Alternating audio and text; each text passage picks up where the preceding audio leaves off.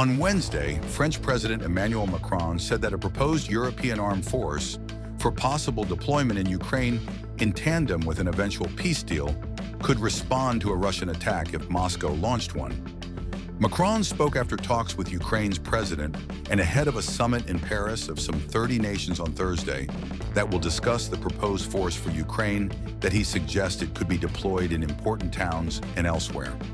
If there was again a generalized aggression against Ukrainian soil, these armies would in fact be under attack, and then it's our usual framework of engagement, Mr. Macron said.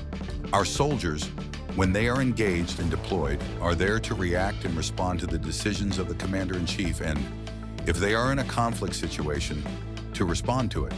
Macron, together with the UK Prime Minister Keir Starmer, has been driving an effort to build a coalition of nations willing in one way or another to support the deployment of an armed force in Ukraine, to secure a lasting peace by dissuading Russia from attacking the country again.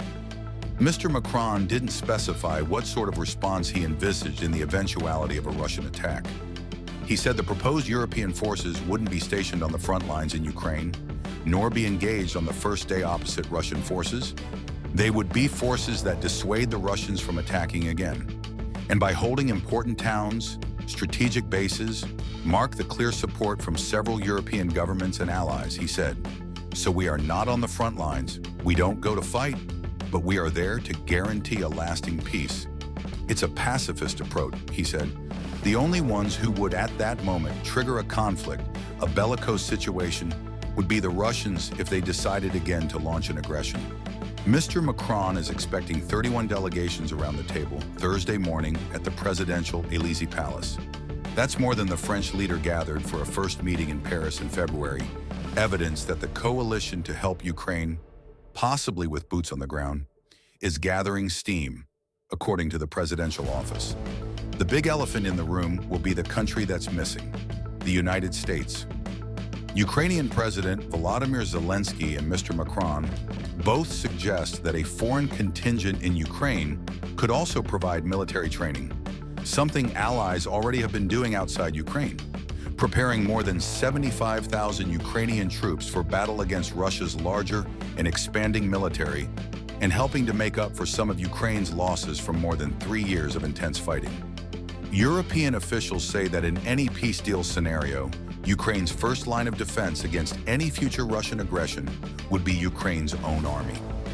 The 27-nation European Union is pressing ahead with a so-called steel porcupine strategy aimed at making Ukraine an even tougher nut for Russia to crack by strengthening its armed forces and defense industry. Britain is also pledging continued military aid to Ukraine and can keep fighting if peace talks fail or a four is broken.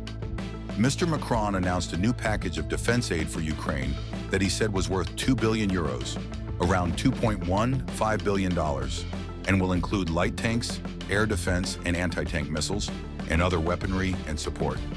The basket of possible options that European military chiefs and planners have been looking at includes an array of scenarios they have been preparing for government leaders to consider and ultimately greenlight. British officials have said a force could consist of between 10,000 and 30,000 troops, which would be a considerable effort for nations that shrank their militaries after the Cold War, but are now rearming. Is Europe's plan to deploy troops in Ukraine a step toward peace or a dangerous escalation? Share your thoughts in the comments. And if you found this update valuable, don't forget to like, share, and subscribe for more breaking news.